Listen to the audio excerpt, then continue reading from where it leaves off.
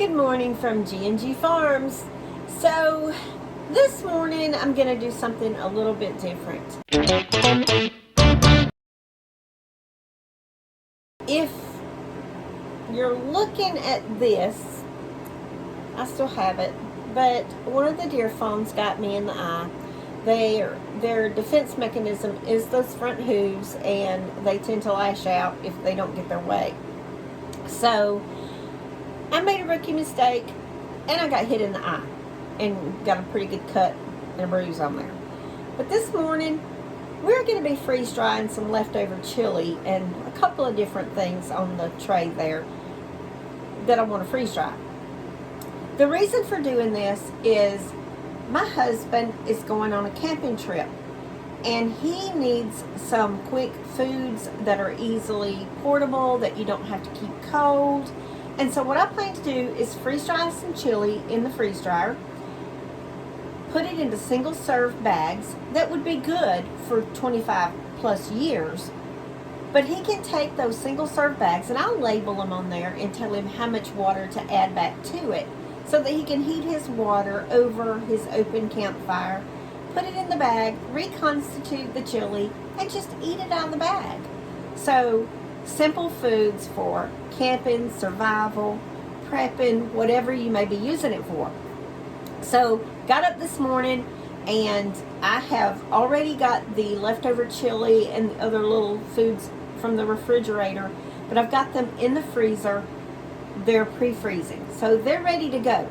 So all I had to do was turn on the freeze dryer, and it says wait 15 minutes while it cools down the vacuum chamber before I load my trays. So in 15 minutes, I'll be coming in here, we'll load these trays, and you guys can come along and just see how the freeze drying works. Now, I've got mine set for extra drying time of like 24 hours. You don't have to do that, but the reason I do that is just in case that the freeze dryer is finished in the middle of the night, then I don't have to get up and empty it before it goes back into freeze mode. So I've just got my extra dry time set a little bit longer so that I can bag when I get ready. And a lot of people do that and kind of taught me the trick to do it. So we're waiting on the vacuum chamber to cool down and to pre-freeze, and then it will give me the prompt to close the drain valve and load the trays. We'll do that. It'll be another 10 minutes for me, but it'll be another second for you. So hang on, here we go. Okay guys, it says to load trays in the freezer and close the drain valve. Now I've already climbed over there and closed the drain valve only because the camera is set up and I didn't want to knock it. So let's go ahead and load the freeze dryer. So the first thing I've got is some frozen fajitas. I'm going to put them on the top shelf. Now hubby, when he goes camping, he's going to need some breakfast. So I'm going to freeze dry him some of this delicious biscuit and tomato gravy that I had yesterday.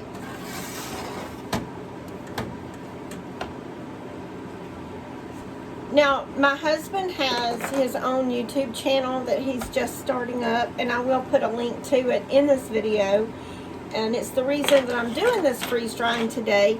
His is called Campfire and Countryside, and if you like adventures like fishing and camping, geocaching, arrowhead hunting, gold mining, anything adventurous, he's even got a video that he did where he built his own fire pit and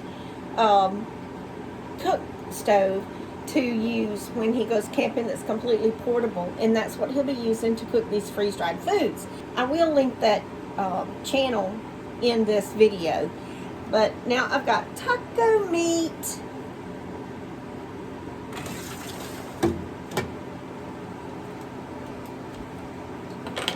I'm taking my tray stackers off while we're talking.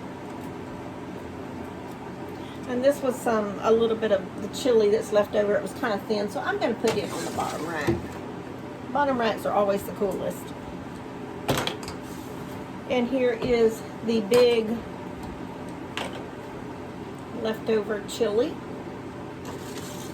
So everything's frozen. So I'm going to now close the freeze dryer and hit continue. And that's how simple it is. Now, you see it says freezing. So after it freezes down to 0 degrees, then it's going to give it another hour and it's going to continue to drop. It'll be sub-zero temperatures.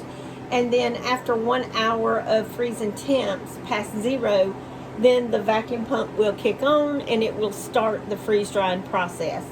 So see you guys tomorrow.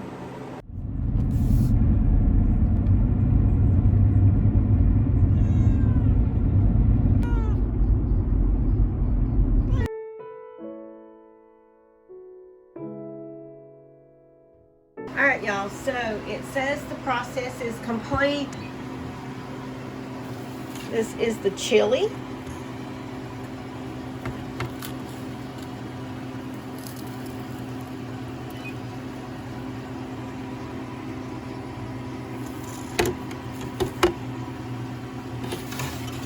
This is biscuits and gravy.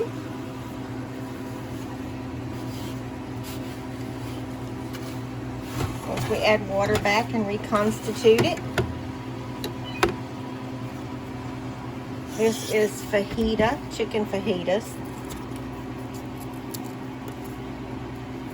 That's the chicken. And you can see it's like very, very lightweight. This is the taco meat, and I'm actually putting it in bags right now. So this is meat, y'all, that is this tiny. I did verify the weight of all the trays to be sure that after it was done that I put it back in there for 2 hours and then weighed it again afterwards, and it lost no weight. And I weigh it in grams to be sure. And so it's verified that it's done. So we have meat.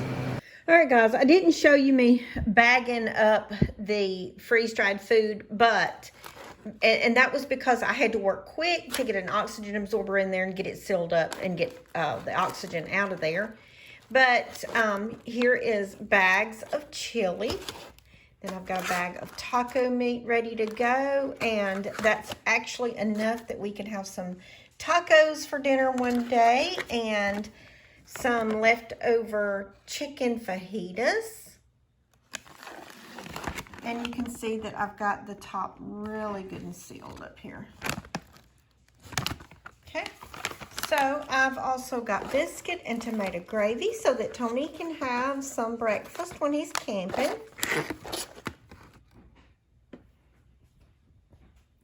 So there we go.